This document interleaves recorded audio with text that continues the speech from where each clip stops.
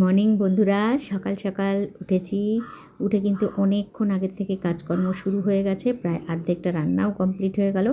আজকে একটু মিষ্টি পোলাও বানাচ্ছি, সেটারই আয়োজন করছি। দেখো কেমন হচ্ছে অবশ্যই কিন্তু কমেন্টের মাধ্যমে জানিও। আর তোমাদের যদি এই রেসিপিটা ভালো লাগে অবশ্যই আমাকে কমেন্ট করে জানিও, তাহলে তোমাদেরকে আমি বলে দেবো। ঠিক আছে? তো এই দেখো সম্পূর্ণটা কমপ্লিট হয়ে গেল।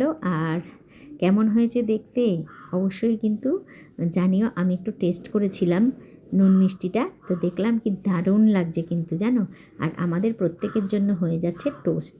তো লাস্টে কিন্তু আমি নুনটা এখানে ইউজ করি, কারণ প্রথমের দিকে দিলে না বেশি সেদ্ধ হয়ে যায়, নুনটা তো নরম করে দেয়, তার জন্য।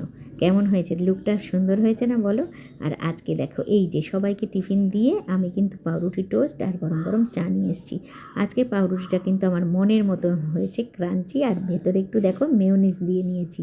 সেই মেয়োনিজটাকে দুটো পাউরুটি ঘষে ঘষে একটু মাখিয়ে নিয়েছি, কারণ তখন মাখানোর সময় ছিল না। ঠিক আছে, আজকে একটু বেশ মজা করে খাবো। তোমরা এতদিন জানো যে আমার ক্রাঞ্চি জিনিসটা খেতে কিন্তু খুব পছন্দ, জানো তো।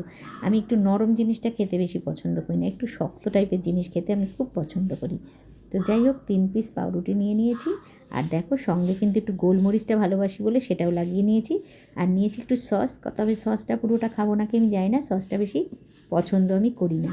তো চলো পাউরুটিটা খেয়ে নিই, সঙ্গে আছে গরম গরম চা। আজকে সব খাবারটাই কিন্তু বেশ গরম গরম, বেশ ভালো লাগছে। তো টাটা বন্ধুরা, অনেকটা লেটে তোমাদের সাথে ভিডিওটা শেয়ার করতে পারলাম, তার জন্য ক্ষমা প্রার্থী। তোমরা একটুখানি দেখেও আমার ভিডিওটা আর কমেন্ট করে অবশ্যই জানিও কেমন হলো। তো টাটা বন্ধুরা।